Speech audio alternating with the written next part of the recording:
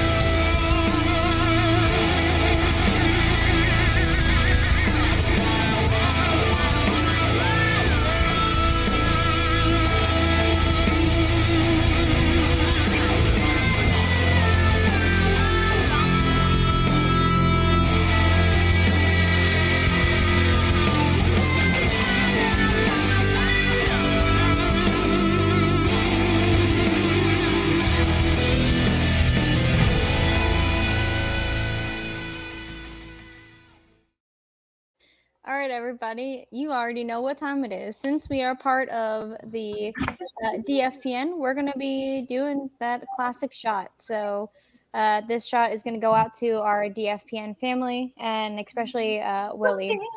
So today I will be taking a shot out of my F-35 shot glass. I will be drinking peach Ciroc. What do you guys got? We have, what do we get? Crown apple. Crown apple. Green dot. And I feel like goes good with our rum. Tell them what your shot glass says. My shot glass is a tabletop gaming shot glass, and it says chaotic stupid is not an alignment. So anyone who's ever played any kind of tabletop game knows, what that means, and there's always one in the group. Cheers, Willie, to your family in support. Always. Jeff, what do you got? I got coffee. All right. All right. I'm not a drinker. Salud. Cheers. It's good. So spicy. I'm here. I'm on backstage. So. As EJ goes to attend to the chillins. On today's episode, we are starting a journey with you that will guide you through the universe of both the predators and the aliens and their convergences with each other. We'll be going in timeline order, starting with Prey and ending today's episode on Predator 2. Sweet. All right. I guess. Hmm. Oh, You're going yeah. into the USDN alert. Yeah, that's me again. Sorry. Yep. No, it's okay. So we're going to present y'all a lot of information, and we're not even going to scratch the surfaces of the books and the comic books, like the one you see right there. Ooh. It's all fancy. And we just don't want to go through a lot of rabbit holes and present to y'all a 3-hour episode. We want to keep it short, sweet, to the point. So we're going to focus this journey on just the movies with maybe a few comparisons on the comic books from Marvel, Dark Horse, and also a little bit of the book, maybe. We just don't want to go down a lot of rabbit holes. Yeah, Right. That would be a very long podcast indeed. Mm-hmm. So we all here at USDN decided to kind of do this in a linear kind of style. So that would take us to not the first one, but first in the timeline is going to be Prey. Actually came out in 2022. It takes place in 1719. Our director is Dan Trachtenberg. He also did 10 Cloverfield Lane, great movie. He also did lots of other stuff, but that was just one to highlight. So your actors, you have the main character is Amber Midthunder. You also have Dakota Beavers. You also have Dane DeLigero. Don't judge me. He's the one that plays the feral predator or Utah in this one. So the synopsis of this movie, in case anyone or you haven't seen it, is Naru, which is Amber Midthunder, is a skilled warrior of a Comanche nation, and she fights to protect her tribe against one of the first and highly evolved predators to land on Earth. So the way the storyline goes is set in the Comanche nation 300 years ago. And this is the story of Naru. She's a fierce and highly skilled warrior, raised in the shadow of her legendary hunters who roam the Great Plains. So when the dangers threaten her camp, she sets out to protect her people. The prey she stalks is a highly evolved alien predator, as we know, the Utah. So he's technically advanced in his arsenal. And this prey is making history as the first film dubbed in the Comanche, and the first time a film was premiered in a native language alongside the English version as well. That I did not know. That was actually really interesting. Yeah. So, as you guys will find, that I love special effects. So the FX was by Alec Gillis and Matt Winston and Todd Woodruff. It's by Amalgamated Dynamics. So this is a company that Stan Winston and several other people created. They did movies like Tremors, Starship Troopers, Jurassic World. They also have done The Thing and many other Alien and Predator franchises. They did all those special effects. If you guys have time, please watch how they make some of these things. It's absolutely amazing. I know my other buddies here are going to be talking about that, but it's just phenomenal how they do things. It's so cool. So a couple of fun facts about this movie. The rattlesnake could actually see the predator whilst they're invisible due to the pits on its head. And it allows it sense heat and track prey through its thermal radiation signature, much like the predator does. And it also says the movie takes place in the Great Northern Plains, but they actually weren't in the Great Plains from Texas and the eastern New Mexico. I know one of the things that if you look at it, anytime an animal attacks the predator, he attacks them the same way. If something slashes him, he slashes them back. If it whips out at him, he whips at it back as well. So he kind of copies their movement style. He does. He copies a lot of things that they do. All right. So technically, I know this is Predator 5. Let's talk about opinions of this movie, my friends. Okay. I'll go ahead and go first. Yeah, hey. Go first. So I recently just watched it because we were going to be doing this franchise. I wanted to make sure that I was actually like relevant with what I was thinking. I actually really did enjoy it. I thought that the special effects were really cool. Going from because I watched Prey and then I watched what we're going to be talking about next, which is Predator, and just watching the difference of. I mean, even though it was like in 1987 when Predator was done to 2000 and when was it that they made Prey again? 2022. Okay, yeah, you can definitely tell the special effects, like how much they had like evolved. But I liked how they kept to the like the thermal radar. I thought it was really cool. Yeah, for sure. There are some things to note about this movie is that I know you guys are probably going to go into like different comparisons of like the different predators or Utahs, but even though this particular one has advanced arsenal compared to the Comanches, he doesn't compare to the other predators. Like he doesn't have the special helmet. His is just like a skull, like some of his other arsenal, because a lot of that is gained through going through a lot of their I guess what would you call it? They call it Or young like hunting blooding. trials. Yeah. Yeah, kind of like when they It's go like through they're like their earning their hunting rank, trials. you know? Yeah, he's almost like a baby in the sense. Like he doesn't have a whole lot of stuff. Like he has some stuff. So just my little opinion. And I know this particular movie caught a lot of flack when it first came out. Like a chick could absolutely like not defeat a predator. But the thing is that she did, but she was clever about it. She set traps. And I feel like that's honestly the biggest way that you're going to defeat a predator, because you're not going to like defeat him like one-on-one. He's like at least 5 times stronger than like a normal man. Do you know what I mean?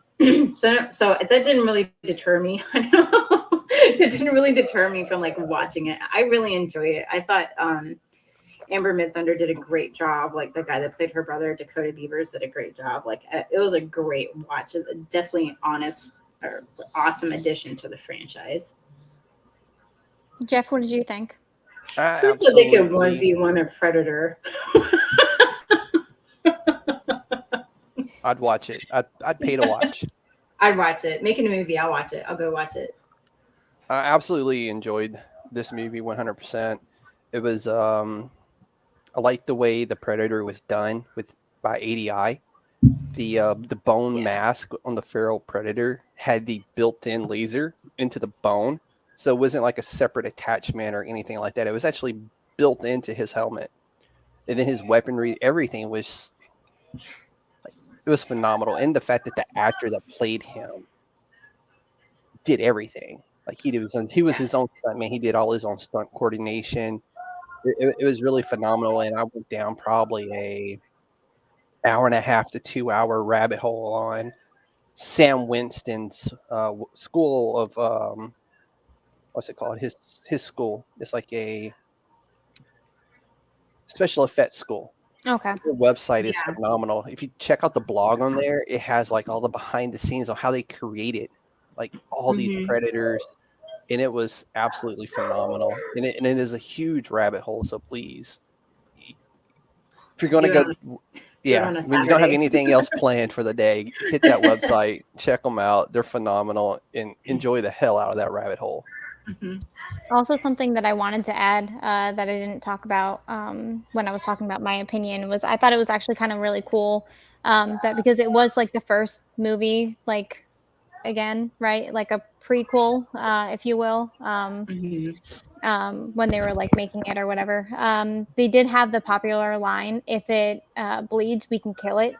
Which we'll talk about like in the so her brother was actually the one that said it to her while they were looking at the predator and a scene while they were at the campsite, I think with like the people that spoke French, and this movie also had received 6 Emmy nominations, It made which a lot of enemies too. yeah. This is true. That's true. Yeah. All right, Jeff. Eric made a good point too. Is that if you actually look at it, there's a lot of parallels between the main character and the predator. Like the feral predators, you know, not sure if he's been to Earth before, but he's killing all sorts of different predators And I there. think this was his first trip to Earth. Yeah, and it's I almost think like he's he's the trying to first prove predator to himself. ever come to Earth that we know of. From a movie standpoint, he would be the Right. very first one to have come.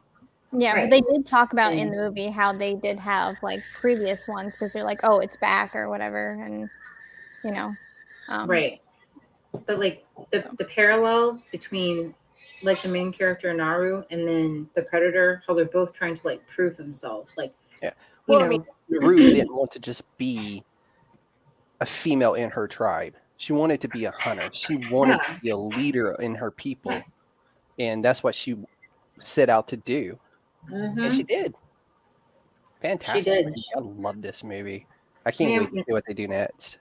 So, not to spoil it for people that have watched it, but at the end, when she walks back to her tribe, but like actually, like, you know, proving that she could be a hunter and a warrior was just, it gave me goosebumps. Honestly, I know I think Kate Lee said that he hasn't watched it, so I don't want to ruin that ending, but No, I think everybody. did he? Okay, I don't want to ruin it for anybody. All right, if I I am, know there was some. spoiler No, alert, it's AD. mutant, hadn't watched it, I think. maybe, okay. Yeah. So, Get on spoiler top alert. of your game, AD. You're being warned. So after she cuts the head off of the feral predator, man, she takes that junk back to her tribe and she's just like, ugh, ugh. And they're like she wasn't lying. She wasn't lying. This is I hope disappointment, AD. I know. I'm sorry. You know, they're just like, oh my god, because I'm sure they all thought she was lying and making stuff up. And she walks back and she has that decapitated Flop it. head. Girl, she's Like like, the first mic drop, drops That the was it. head. She's like, I took care of that shit. And it's just like, damn. Like, that gave me the willies. I was like, yes. Look at me. Look at me. Loved it. I wear pants now. No more skirts for me. Pants. I am the warrior now. I am the warrior. I'm not gathering any more damn berries. Let the other people gather berries. Berries suck anyway. But anyways, All right, we're going to roll it. We're going to talk about some Predator action. The very first Predator that was released back in 1987 and actually takes place in the year that it was designed to be in, which was 1987. It was directed by John McTiernan, who gave us Die Hard, Last Action Hero, and The 16th Warrior, or 13th Warrior, which No is a way. phenomenal movie. I believe it's Love Antonio it. Banderas. Love it. Fucking phenomenal movie. Love So it. that coming Love it. in, this movie had a fantastic director. And it gave us some of the best one-liners that are still being used today. And the most memes out of this movie is beyond words. It's incredible the amount of stuff that we still use from this movie today. But it starred Arnold Schwarzenegger, however you say his name, Carl Weathers, Bill Duke, Jesse Ventura, Kevin Peter Hall. His name's going to sound familiar because he's going to pop up many times as playing the Predator. And he was also the helicopter pilot at the very end when they get to the chopper. And he's also, not to mention, he is 7'4". He's a Damn. beast. He is a It's like big, a wall. big dude. And the type of predator in this movie is the jungle hunter predator. Invisible predator. Oh, That's he's really got cool. cloaking Can you on. get closer to the screen? I Wait, love no, it. bring it back. Check him out. Oh my god, that's so cool. Or if you prefer, I love it. his counterpart. Yeah. With the I little dug these out of the thing closet, on by the way. I don't keep those on display. But anyway, Agreed. so going back onto this. So basically what this movie is about, a team of commandos on a mission in Central America find themselves being hunted by a predator. So the team is led by Major Dutch Schaefer, who is Arnold. He's coming in to assist Colonel Al Dillon of the CIA. And of course, the CIA is setting these special forces troops up for a secret mission within the mission that they think they're going there for. And And then, of course, they all start getting picked off one by one. And it gave us a sexual Tyrannosaurus Rex. Let's not forget that. So, this movie, the original Predator, is not the one that we see in the movie. The original Predator was designed by Boss Studios for a young man from, where's he from? Where is Jean-Claude Van Damme from? France, I Belgium. don't think he's Where is France. he? Belgium. I'm talking about a fresh off the airplane. Jean-Claude was designed. The suit was designed around him. He's so And he was going to be the original Predator. It was a shit design. Nobody liked it from the beginning. So Arnold's like, hey, I know a guy. And they reached out to Alec Gillis at ADI. And ADI was like, hey, we got you. What's the time frame? Like, oh, this is the time frame. And he's like, wait, whoa, what? But they still produced the suit in time for a different actor inside the suit. Jean-Claude did not play the second Predator in the suit. It was somebody else. So, do we know what the height difference of Jean-Claude Van Damme So versus Jean-Claude Van Damme is only probably about 5'7", 5'8", maybe. I That's might about be, 2 feet. Yes. yeah. Like my height. That's not intimidating at all. I'm just No, he's not. He's just a very well Is it built fella. The wee You little know? man. Well, Jean-Claude, did you read this too? That he actually, like his Predator costume, he was actually on stilts. Like it was a totally He was on stilts different and on a crane. design. He was supported by a crane. And that's also what led Oh, I to a didn't lot know of about the problems as crane well. part. Yeah. Okay. So he was on stilts on a crane. And the crane was getting stuck in the jungles of South America because it was literally filmed on location in LA at the studio and on Yeah. location in South America. But yeah, He So- sure should. it was a lot. So some fun facts about this. The Predator's blood was made from KY jelly and the liquid inside glow sticks. Special effects is so cool. I'm telling you, the kind of stuff they use to make this stuff. What? Thought Yeah. of that. Like just Dude, mix you this know- shit together. Yeah. It's like, hey, we got this and we got this. It's like some MacGyver shit in special effects. Dude, So the distinctive clicking and gurgling sound the Predator mates was thought up by Peter Cullen. And it was kind of like a horseshoe crab and like how they thought it would gurgle. And that's where the sounds and clicks and stuff come from. And of course, I So- said earlier, the helicopter pilot at the end was the guy who played the Predator. So this guy's too tall, by the way, to even be a helicopter pilot in the Yeah. Army at Mm. 7'4". Like Right. he would never be allowed to fly an airplane. can't There's fit not a front cockpit rotors. big enough for the guy. No. He'd be- With his legs. So Bill Duke So- improvised the shaving scene, and the crew made a special razor that had a little, like when he Yeah. clipped it and the blood came out, that was all special effects. He didn't really cut himself. It was just like a little, he held a button down and blood come out. And That's so still the stressful. scariest part of the whole movie was that dude dry shaving in the jungle. Dude, it's And, like it's stressful for watching him shave. I can't. Yeah. Mm. And so the scaly flesh on the suit was meant to resemble that of a koi fish as well, which is it's kind of cool that like, hey, where they took these little small bits of stuff and go, hey, what if we made it look similar to this? So I mean, it's really cool. I mean, it's the simple things. You know, Yeah. you don't notice it, but then you go back and read about it, and you're like, damn, I Yeah. can see that now. Dude, That's really cool. did you see what Hey. Kayla just said? It gave us the original. What? If it bleeds it, and that they reused later in Prey, which is cool. Mm. That's the Dude, worst. It So that's what I got on Predator. I Jen. actually have Oh, we're sorry, we're real gonna jump quick. to I have- Jay. I have a forgot quick that. little fun facts that I added that Oh. I did some research on. Just because I thought I found some stuff that was really cool that I wanted to talk about. So pretty much every member of the crew and the cast actually got sick during production, and this No was due to way. the extreme heat, and the water that they had at the hotel that they were staying at was not filtered. So everyone came down with like diarrhea and a fever. Like, Like it was bad. dysentery. You have and died of stuff. dysentery. You have Yeah. dysentery. It's like the Oregon Trail, you know. You have dysentery. Yeah, this is the pre-vid is what we're talking about here. So the director actually broke his wrist while filming because he fell out of a tree. I thought that was something that was cool to also add. We had already talked about like that the movie is still super relevant to this day with all of the memes. And the favorite one that I have is of the handshake like right at the beginning. Yeah, that one. Big And freaking then guns.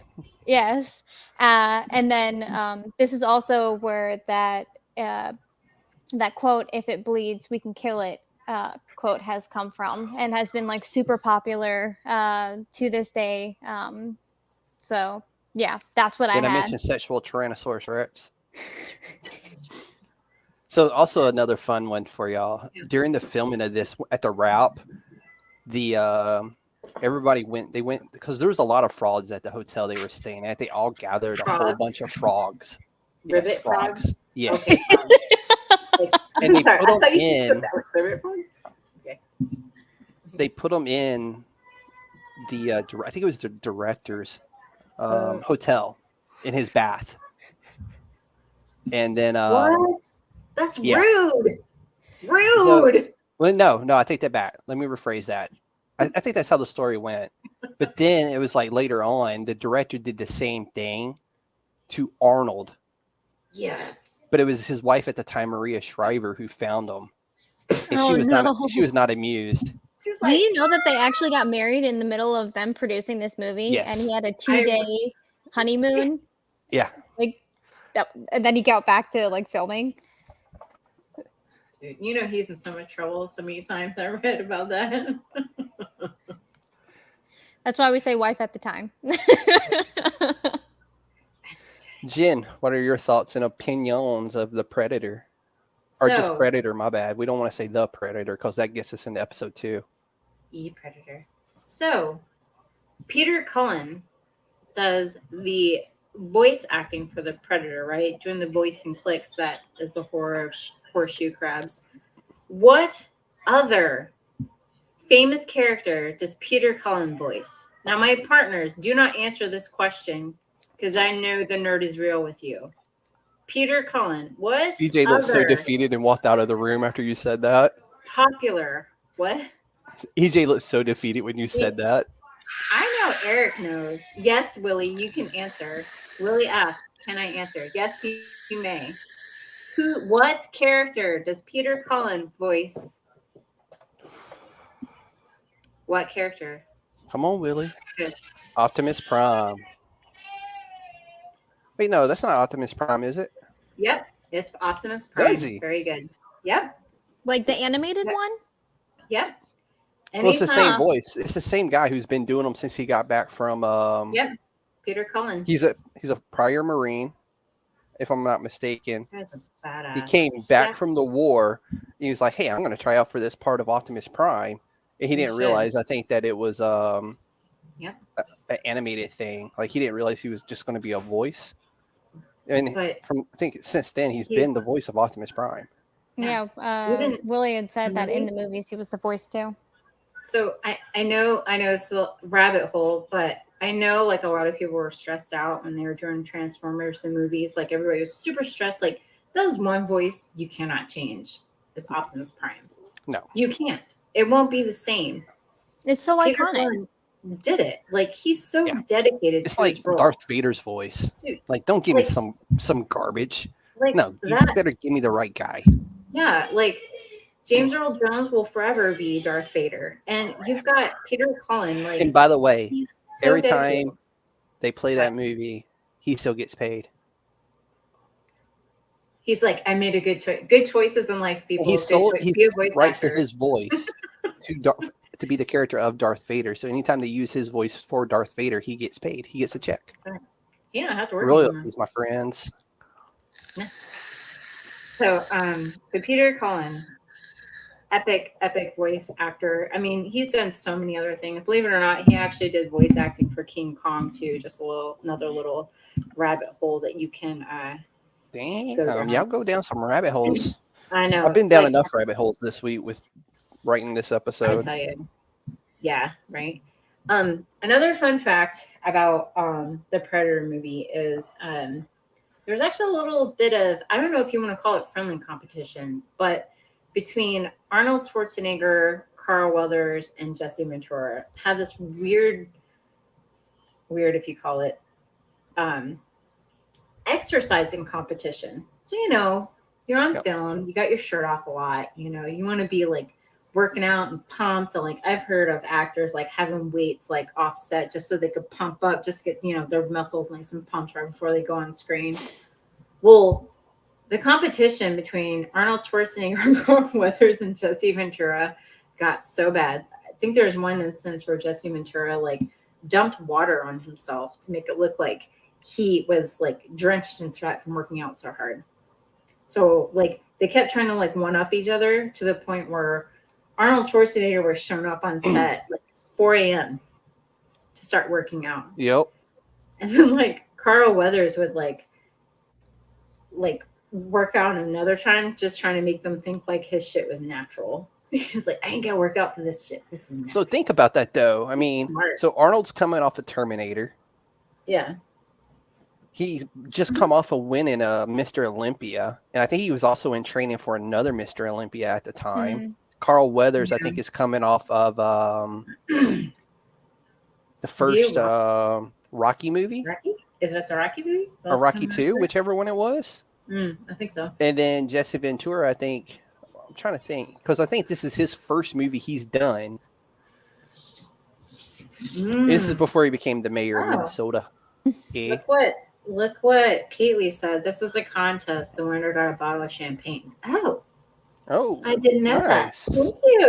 Thank you, Kelvin. I did not know this. Interesting. I wonder who got the bottle, Kelvin. Do we know?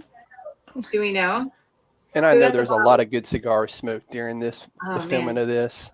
That was another thing I read, is that Carl Weathers got so mad at Arnold Schwarzenegger. Got him hooked on cigars? Yep, got him. He's like, damn you, Arnold, got me hooked on cigars. And that was because he was like Arnold a huge... has a cigar place down there.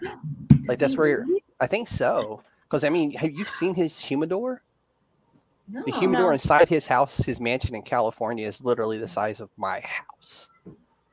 Like it's huge. You'll have to post a photo of it on the group so we can all see it. We'll have to watch. We'll have to look at that. Dang. Man. Yeah. Crazy. All right, we'll wait for Kaylee's response because I'm curious at who got the bottle of champagne for that. Yeah. While we wait for his answer, I'm going to go ahead and go with my opinion, and then Jeff, you can go into yours. Absolutely. So my opinion is, I think that this is, I don't normally like watch the Predator movies. I'm more of an Aliens gal. I know it is what it is, right? But we're about 2 episodes away from Aliens, okay? I know. We'll get there. I watched both of these, okay? Like, look, all right. I'm proud of you. You've been doing your homework. I went outside of my comfort zone, and like AD said, that Alien is superior. But you don't get an opinion. He hasn't seen Prey. Yeah, but I mean, still, I've seen Prey, and I still stick to my guns that I like Alien more. You're a Sigourney Weaver person. We all are. Yeah. So real quick, I wanted to talk about how EJ said "get to the toilet," exactly like "get to the chopper" is exactly how I said it. Get to the toilet is how I read that when I was looking at the comments, but I had to say that. But I did definitely think that like I like Jen, you grew a beard. Yeah, it was a long couple minutes. Yeah. Hello, guys. I'm sorry. I'm a little bit long-winded when I talk about my opinions. No, you're good. But what we're all about. This budget was like $15 million, and they obviously have way surpassed that. Like the cigar budget alone was probably like half that. Like if we really want to think about it. I'm sure that cigar budget come out of Arnold's pay. Well, you think about it, Probably. they could have Cubans there because Yeah, they're South in America. Guatemala, or well, yeah, Was it Guatemala? They filmed it in Mexico. Yeah, that's what I was So, thinking, in the jungles down there. but I mean, yeah, it's supposed to be the Guatemalan jungle. But I mean, you're supposed to be able to have Cubans outside of the U.S. So Yeah. You can get them in Korea. yeah, Really? we had some in Iraq, but they wouldn't let us bring them back. Yeah, so we had to smoke them right there at because the Navy Customs guys were like, "Oh, you can't put that on the plane." I'm like, "Oh." Yeah, they just wanted them for themselves. They made up the rules as they got in the line. We just smoked them right there while waiting for the plane. We're like, whatever. So, EJ, while we have you here, Tate, are you good? Yeah. Okay. I'm While we good have with you here, what's your opinion on the first Predator movie?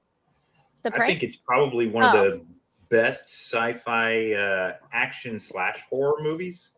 It holds up to today.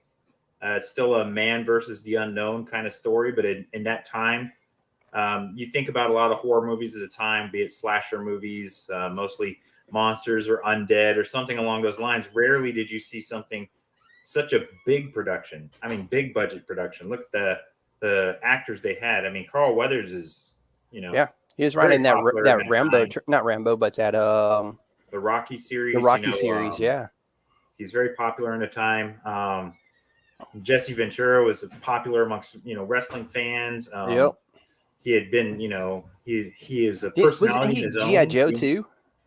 I think so. I think he's done at least other appearance wise work. Like, I'm not sure if it was actually roles, but overall opinion, I mean, Predator still holds great today. I mean, considering the technology at the time and what they worked with and how far they got. I mean, the fact that they wanted to do thermal with the Predator, it's something I've read recently. They want to do thermal, but if you do thermal in the jungle, everything's hot. So it's very hard.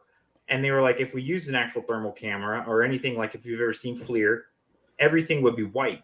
Yep. So what they did was they just did the black screen, and then they had it come back and do colorization to the spots that they wanted.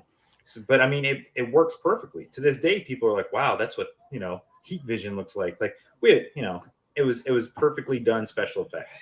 So it's great. We're all doing EJ, while we also have you here, I do want to know your opinion for Prey. I think Prey was phenomenal. It's breathe new life into the franchise. The consistency that they did with making links to the the genre and and to the whole story, the franchise story of the Yucha or whatever how they want to pronounce it, Yacha. But they did an excellent job. They used enough to give you a different Predator, but enough to anchor it in the lore. So like he uses weapons and stuff that are different, and everyone's like, wow, but at the same time, it was relatable enough. Like his guided projectiles, he wasn't a laser beam or a plasma caster, I think is what they call it. But when he shot those spears, those javelins, I mean, it was directed by his sight. So it was something we were familiar with enough, but different. So they gave you both, just like all of his equipment was relatable to the other movies, but then it gave a time, like a datedness to it. Like, man, he's 300 years before the first guy we ever get to see. So of course his stuff isn't going to be the same. Plus he was different looking because they started to branch off later. When we discuss other movies, you'll hear the branching of different races or species amongst the Predator people. So they even experimented with DNA slicing amongst themselves. Yeah, and their own like enhancement of themselves. So like if they came across a race that had an ability that they thought was amazing, like, oh, I love hunting these guys. They're able to, lift 10 times what we can. They would then take those learned things and the genetic code of the trophies they took and try to incorporate it into the new Predators and the new generations, or maybe even treat themselves with gene therapy. They haven't delved into it enough, but Prey was definitely an open door. I mean, you heard the internet explode. I mean, good and bad, but people were talking. Yeah. And I mean, things came up like Predator in feudal Japan, Predator in so I have that copy of that comic book that takes place in feudal Japan. I wish I'd have brought Exactly. it out, but that's the one I want to see Great. done next. They're There's going to do so many another different avenues from the like comics. prequel type thing. That's what I want to see. Yeah.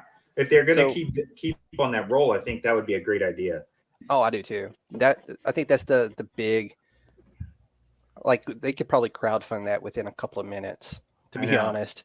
I mean, the fan base alone. I mean, plus I thought it was great being so inclusive and trying to be as accurate as possible by going to the actual tribes and asking for the Yeah, information they got and permission. guidance.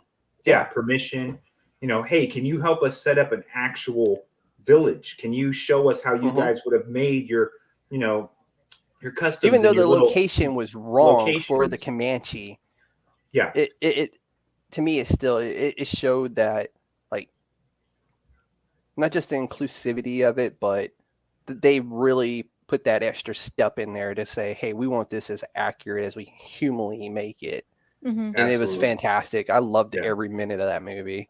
To me it showed a lot of respect and a nod to tradition. They were giving these people as much as they could to show them, hey, we want to include you, not just leech off of your culture. Yep.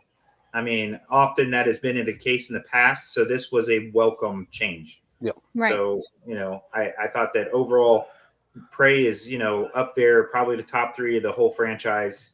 Oh yeah. And it's debatable depending on what you're looking at as what makes it that great. And it kind of took it back to its original roots as well. It wasn't just about this, we'll talk about it later, but a rampaging predator like hunting down something, Mm-hmm. Yeah. And we'll talk about that one later. But so for Jeff, me, what's your opinion? I can't remember which one of these movies I kind of like, because growing up in the 80s and 90s, we got a lot of Star Wars, a lot of the Aliens, a lot of the Predator on TV, on TBS. And it'd be either before or after a Braves game or something like that. So I remember watching these movies all the time. And just, if I seen it was on TV, I was stopping. And still to this day, I see it on TV and I stop. I mean, it's got a place that, I remember sitting there watching it with my grandpa and grandma and just being glued to it. And I kind of associate those things with good memories. So when I sit down and watch it, I was kind of like, I remember the first time I watched this and where I was and what I was doing. And yeah. So I mean, the one-liners, I think Jen brought that up. Jen and Jeff were talking about that. And I think you too, Tay, was like, when he says stick around and he throws the knife in Predator 1, it's stuff that we came to know with Arnold, that you expected it. In all his other movies, there's going to be this line that he's going to throw out there, like, I'll be back, or stick around, or get to the chopper. He had those one-liners just perfect, and they've stayed around till today, like you said, with memes. Pretty much everyone knows shirts. There's always a reference, It's on Family Guy. It's on Simpsons. Everyone makes a reference. I'm pretty to, like, sure there was a couple episodes of South Park where they mentioned it too. South Park. I think Rick and Morty did it. Yeah, and then they also have the one-liner in there where they say, like, they're telling one of the guys that he's bleeding, and he's like, "I don't got time to bleed," and I was just like, "What? Yes, you do, because you currently are." But all right. Hey, and it still gave us a sexual Tyrannosaurus Rex. Exactly. It's like by the way, they made that into a shirt. Really? Don't Google it. Tyrannosaurus. Like, Okay. It's on a shirt. It will scar you for life. But if you're willing to Google it, Google what a sexual Tyrannosaurus Rex is, and I mean, there's stuff in that movie that is just, and that's another thing I wanted to mention about. Jeff went over Predator, the 1986 Predator, the first one. Some people have made parallels with Prey, as in maybe Billy is a descendant, or of a bloodline that's related back to Prey. And we watched it the other night just to kind of get the feel as we're going. Bill Duke. When he's feeling his little his luck, like, I don't know, it's something around Billy's neck when they're going through this valley, and he's like, he stops and he stares off at the trees, like he feels something, and he starts feeling that little thing around his neck, and some people have hypothesized, and it was interesting on the internet, they're like, maybe he's a descendant, and somehow, it rings through the ages or through the years, through his bloodline, that his people have come across it before. And honestly, that's probably one of my favorite fan theories I've seen out there on this. Yeah. Yeah, in the book, he did have more of a supernatural. He was very steep in his traditions. I just don't remember if he was a Comanche or not. That's the one thing I don't. I don't know. Yeah, I don't think I they don't remember. solidified it one way or the other. You knew that he had some roots within. You the knew he was Native culture. American, Yeah. yes, but you didn't know, into what. But I mean, his tracking was phenomenal. I mean, the things he could tell them about, when he's leading them to try to find out where their men went missing. But yeah, he almost had like a supernatural, paranormal, predictive. I mean, I always made fun of the fact that I thought Billy was the worst motivational speaker because he's like, "We're all going to die out here." They're like, "Thanks, Billy. Thanks, man. We're already he in a went bad far situation." off. he just like kind of cuts it out there, like, "Billy, what's wrong?" Like, "We're all going to die out here." Like, great. Man, Thanks, Billy. but I think Thanks he for... knew that Carl Weathers' character was kind of like bullshitting him. Like he was just like there was ulterior motives to that. Yeah, I think that even Mac seemed to like read through that a lot of Dylan was Carl Weathers or Dylan was bullshit is what he felt. I think they all got that message, but Mac brought it to Dutch when he said, if these are the cabinet ministers, it's bullcrap. He's like, then I'm a Chinaman or something like that. He says, like, there's no way these were cabinet ministers. They're CIA spooks, so he knew, and they all knew. So, I mean, from there, the bad taste on Dylan was just out. But yeah, I think you're right. Billy kind of had it from the beginning. Yeah, it is. It's not a podcast until somebody's pet makes an appearance. There we go. So there's our appearance right there. Excellent. And there she goes. EJ, you ready to give us absolutely. Let's roll the part two. We're gonna go straight into Predator 2. Predator 2 came out in 1990, but it was set in 1997.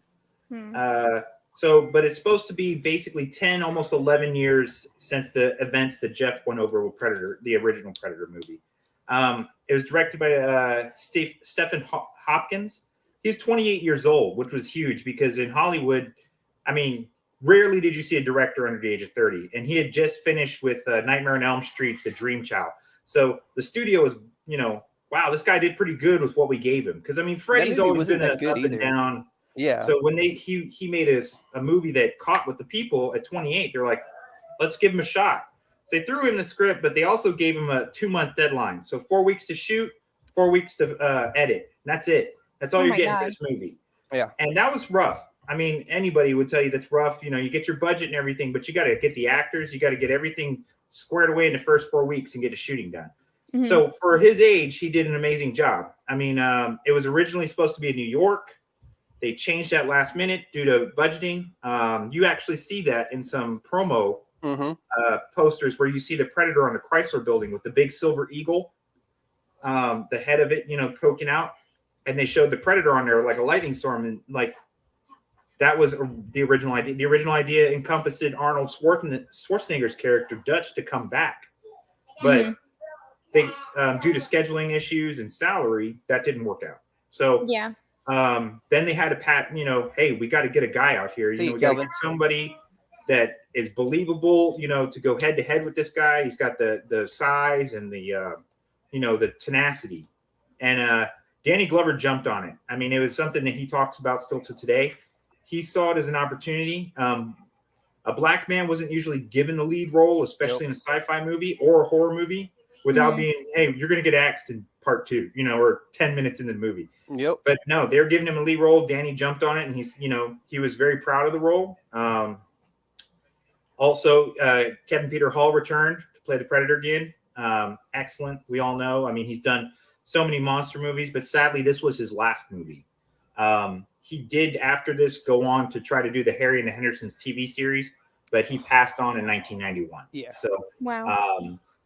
He did at least get to see the fruition of his work on Predator 2, which he did special training for. He went to a dance studio to learn some African tribal dances to get some more feeling of flexibility and to make the Predator look like he had more cultural to him. Like you'll see a part in the movie, he does stretching and so forth. So it looks like he's like, I don't know if it's like almost like a religious ceremony. Religious ritual thing on top of the buildings when a storm's coming. And it's he went and purposely did that to, because in the first one you see the raw power of him. You see his strength, you see his tech, but you didn't get a lot of what is behind him, But in that one, it's like they tried to give a little bit more. Like, hey, we're going to add in this movie some things that will show that there's more of a culture. It's not just some random alien creature from outer space that just comes down and has no backstory.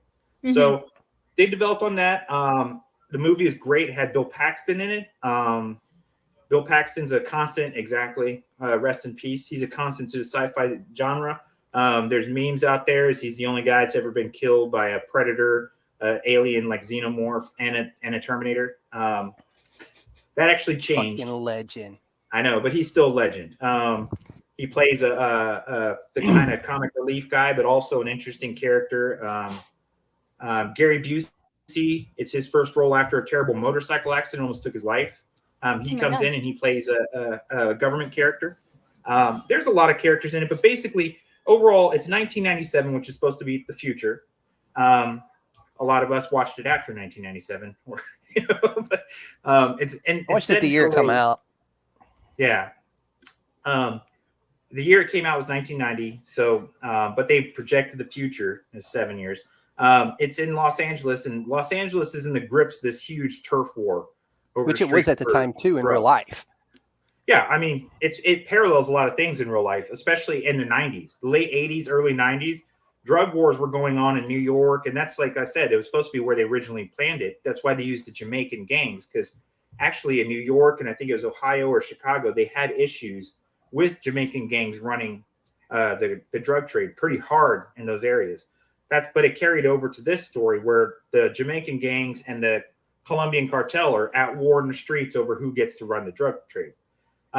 During this, Danny Glover's character, Lieutenant Mike Harrigan, he's actually a detective, gets involved in a street battle, and him and his homicide group happen to come to a situation where the cops are having a hard time battling it out with some Colombian drug lords.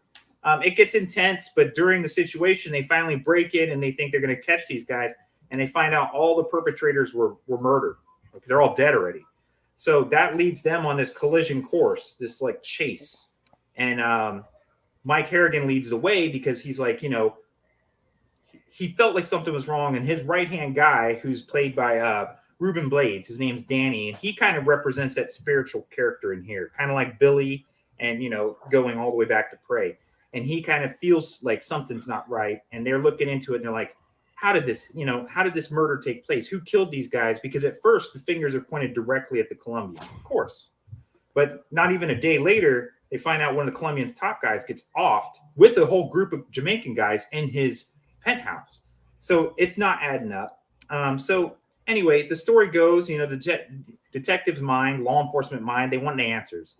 So he's chasing it. And during the beginning of his quest for answers, his right-hand man, Danny, gets killed by the predator. So, of course, it then takes a personal meaning to him and his team, and they want to find out who the murderer of their friend is. Nowhere did they believe it was going to be some kind of alien, but you could tell even Harrigan kind of goes towards the point because Danny tells him, like, hey, this just doesn't feel right. And when he's looking into Danny's murder, he actually finds some things that lead him like, hey, this technology or these weapons are incredible beyond anything that we've ever seen. And he just happens to cross paths with Gary Busey's character, who's he's CIA, I think. Yeah. And they've been tracking it. They actually make reference to Predator 1 that Jeff was going over when they talk about they've been following this creature and trying to keep up with him for 10 years or so. Yep. And they have a flash and you see the Guatemalan rebel girl in one of the screens or something. It actually had quite a few screenshots from the original movie. From the original in that, I think it's the surveillance trailer or something. Right? Yeah. And they end up bringing in Harrigan and trying to get him off the case. Like, hey, stop following this thing. The government's got it. And from there, it gets crazy. Harrigan's not going to give up. Keyes and his people think that they're better, than him and they could do this. But their paths cross and there's ultimately, climactic meet between our main protagonist, Mike Harrigan, and the Predator, which is one of the most extensive things we get to see the Predator a lot. Probably the most he's been on screen. You get to see a lot of weaponry that wasn't included in the original. In Predator, like he now has a javelin-like spear that extends. He has I don't know what you call it, but it launches a metal netting. and the netting, once it hits its target, it Cuts it in half. Yeah, it immediately starts to constrict. Mhm. Thereby, once the metal mesh comes across her body, it starts splitting into pieces. So it makes an appearance horrifying, in but Prey too, but it was a different form of it. It's in every movie, Mhm. but I don't think they used it in Predator. No. But I think it makes an appearance in Prey when he's battling the French. Yeah. Exactly. It showed different things like the disc. He throws a bladed disc. It's almost like the discus thing, and like a frisbee almost. And some blade action. The blade action. It actually shows a section in the movie which was kind of neat where it shows from his vantage point that he can switch between different types of lenses or views with his equipment, so he could see outside of just thermal, which was interesting because in the first one we never got to see that. But overall, of course, there's the end climactic battle. You get to see a spaceship. Mike Harrigan survives. As he's leaving the spaceship of his final confrontation with the city predator, or the city hunter, as they call him, he's been given by an elder predator. He's given a reward, almost like he tosses him a flintlock pistol, which has the date on it from the movie Prey. So it has 17. I think it's 1715 is on the pistol. I think 1715, but the movie with Prey was 1719. So it's almost exactly the or same period. Might have been 1719. Yeah. Well, whichever. It's supposed to be the same things. So it links those two movies. Yeah, it was 1715 because Prey takes place 1719. Special effects makeup. I know we're losing him. Yeah. Okay. There it is. He's back. He's back. So Sam Winston Studios. One interesting point there was that the Elder Predator is actually a refurbished, the original 1986 Predator mask. They refurbished it and set it up to be the Elder Predator for the end scene with Danny Glover. Also, there's a room full of Predators, and they got the LA Lakers, or some of the LA Lakers, to play the part because they needed, people to be extremely tall. And apparently they knew Danny Glover. Danny Glover called in a favor, and they showed up and did it, which I thought was really neat.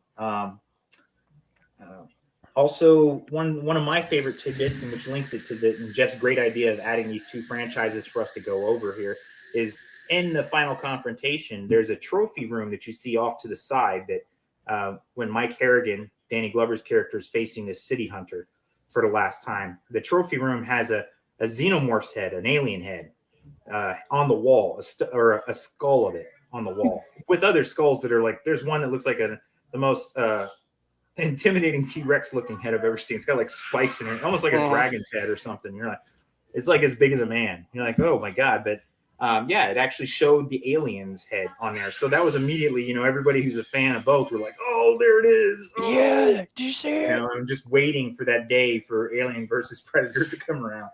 But we finally got it. Yes, exactly. And we'll get to that another day. But so that's all I have. I love the movie. I still watch it, to this day. And I'm open for any other tidbits or opinions here. I have a question, actually, before we go into opinions. So you were talking about how they had scenes from the original, like, Predator movie in this movie. Do you think it was because of the shortened timeline, or do you think it was just because they wanted to tie the two together? Just an opinion. I mean, I haven't read one way or the other, as for sure, but in an opinion, it's always easier, like you mentioned, for anyone making a movie to be able to rely on clips from other movies to fill time gaps or for editing. I mean, that could have been the case. But at the same time, to give more credence to the fan base, if you lose, I mean, they lost their main character from the original movie. So you want to tie it back as best as you can, and without trying to dump on your current lead guy. You don't want to be like, look how awesome Arnold is or anything like that. But they showed enough to where you're like, if you were a big fan of the first one, you're a big fan of Arnold, you'll recognize it too. And, so maybe that was his goal. I'm always been, I think Willie mentioned it earlier, that a lot of people gave flack to 2. They didn't think like Danny Glover was as he wasn't leading man material. He didn't have that image. Yeah. But I mean, he didn't have that level yet in Hollywood. Okay. But he is a very experienced actor. I mean, in the diversity from drama to comedy to action. And I felt like a lot of people come short. They're like, oh, he's not nearly as physical. Yeah, as I think he was Arnold. coming off of a host of comedy movies at the time when he took this role in Predator. So this 2. was before Lethal Weapon, right? I I'm going believe to say so. yes. I think Okay. Yes, this but one got actually- him Lethal Weapon. Yes. But actually, if you watch the movie, the guy who plays the captain of Mel Gibson and Danny Glover in Lethal Weapon is one of the street cops that Danny Glover's team comes and rescues in the very beginning of the movie during the big firefight in the street. Okay. So, Okay. but yeah, I think this was directly after that is what got him Lethal Weapon. But I don't think people give Danny Glover enough credit. He is a very large man. When people bring up the whole size comparison of fighting with the Predator, I look at it as if you watch the first one and you pay any attention, the Predator threw Arnold around like a rag doll. Okay, Arnold is Easily.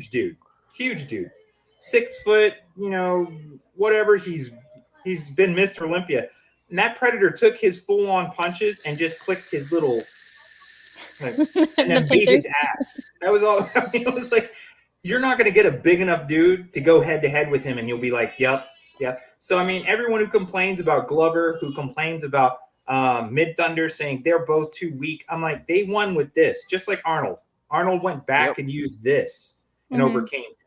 So if you look at that and you go back and watch Predator 2, Mike Harrigan wins by his determination and his his relentlessness. He goes after him. He just keeps after him. And it's like the Predator's already been in a fight. He's already been doing a bunch of things. So he just wants to kind of back off. And Harrigan doesn't give him that chance. He comes at him 110% the whole way to the end. So that tenacity, I think, measures up to everything else that you see, from the originals. But I thought that's a great question, Tay. Thanks. It was just a question that I had while you were talking, and I just wrote it down real quick so I could get to it later. As for me, I don't really have any opinions on it because I actually haven't seen it yet. Sorry. I know you can Your shake list your of head at me. homework just keeps getting longer and longer. I know. And longer. You and AD are going to be so busy. It's like falling asleep. Yeah. Watching. Yeah.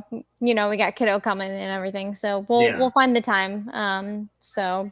Hey, expose him to some of them. Yeah. You never know. Bring him in. Nope. Yeah. So, Jeff. How old is he? 8. 8. Perfect time. I was probably younger than him when I got into it. Let me see. The first Predator, I was 8 or 9. Let's see. First Predator 1986. I was 4 when that one came out, and I'm pretty sure I still watched it. Yeah, I mean, it's just with kids, you have to have the exposure to it. Yeah, and being in Belgium, he doesn't really have the exposure to it. Yeah. But yeah, Jeff, what are your opinions? So my opinion is this: I loved this movie. I really did. It gave, from the first one to the second one, it gave us a different type of Predator, a different background, a different scenario.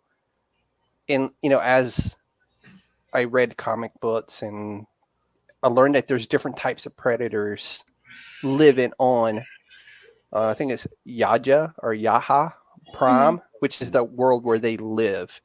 Oh, and there's different,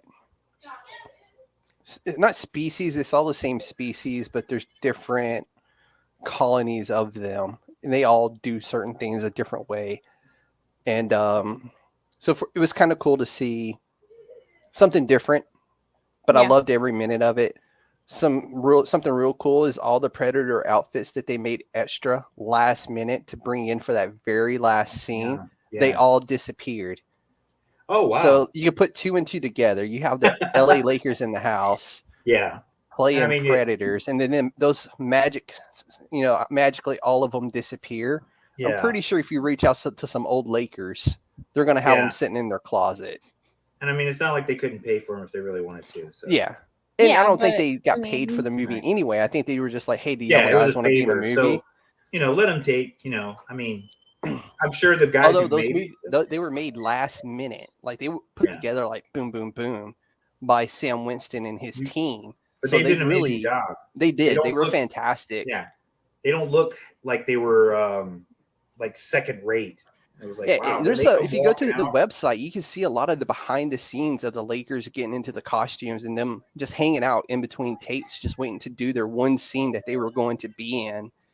And Yeah. it's really cool seeing all these Lakers, and then Danny Glover's out there BSing with them. You got Sam Winston. You got all these guys out there BSing, and there's some really cool behind the scenes pictures. Go check out that website, Yeah, Sam I'm definitely got to Winston check that out. website. Do we have a link up for that? No, but we will. Okay, great. Yeah, We'll get a link up. But yeah, I love this movie, and well, there's a couple in there that I'm iffy on, but those came much later. Yeah. But that's a story for episode Another 2. day. Yeah. EJ, let's get your opinion before we sign off, or did you already do it? I pretty much went over it and You I kind of think my gave it opinion- as we went. Yeah, as we went. But like I said, I think it's a great movie. If people give it a chance again to look back on it, Yes. you might have a higher degree of appreciation for it now. Given the time and the era that it was in, for a 1990 movie to have as much inclusiveness that it had was also impressive. I mean, you had a lot of different ethnicities. There was a lot of cultures. the Latino culture and the Jamaican culture was very Exactly. well represented in this movie. Yes. And let's not forget to mention that this is LA in the 90s. So the streets in Were that tough. movie, they weren't just made that way. They looked that way. Yeah, Like, you're right. Yeah, there that was was a people point on there pissing too. on Yeah. the fucking walls behind them as they were filming this movie. People were throwing bottles and paper at them from their apartment windows. Like, dude, y'all need to fuck off. We live here. And they're just trying to make a Yes. movie. Yeah, know? you're right. Because it's one of the things I saw was that the scene with King Willie, who's the leader of the Jamaican gangs, and he was played by I think I have his name down. You might do. have Hang given me on. his name. He's a famous actor Oh no, too. we don't have his name on here. But anyway, I'll look it up again for further reference and maybe make a post of it. But King Willie is in there, and they have this scene where Harrigan goes to King Willie to ask him what's going on. Like, are you guys killing off the Colombians? And when he does that, the alleyway, they had a real hard time shooting because the crime level and it was a tough neighborhood, and the alley was it was riddled with garbage. But the director liked the look so much, they kind of just kept it the same. And they're like, we're going to shoot real quick and get out of here. Because even the set security was like, this is not a good spot to be in. Yeah, they were being told it wasn't safe. Yeah, you're thinking high time of, major gang issues in LA at the time. I mean, between Bloods and Crips, between the Mexican mafia, so on and so forth, that were moving real drugs during the whole time. So you coming in there and playing gangbangers probably wasn't one of their favorite things to see as well. So, but I love the movie. Good. Okay, I'll definitely have to check it out then. I'm sorry. Add it to your growing list of homework that we keep assigning you. Yeah. She is but the baby of the group, by the way, in case y'all didn't know. But she's seen probably a lot of stuff we haven't watched, as in the newer, absolutely, genres of stuff, information. So. Yep, I'm trying. But anyway, let's go into our final shots and thoughts of the night. All right. I'll roll into it. So first of all, I want to thank everybody for tuning in to the very first episode of USDN. Please keep watching the page. We're going to get you the Sam Winston link so y'all can go check out his website. We'll let you know when the next episode is going to be dropping on there as well. It's going to be August, probably mid to late August, I'm guessing. And we're going to be covering The Predator, Alien versus Predator, and I believe this is Tay's favorite, Requiem. No, but yes. That ain't it. No, no. That was on your right. No, it's the one after Requiem. Oh, okay, Prometheus. Yes.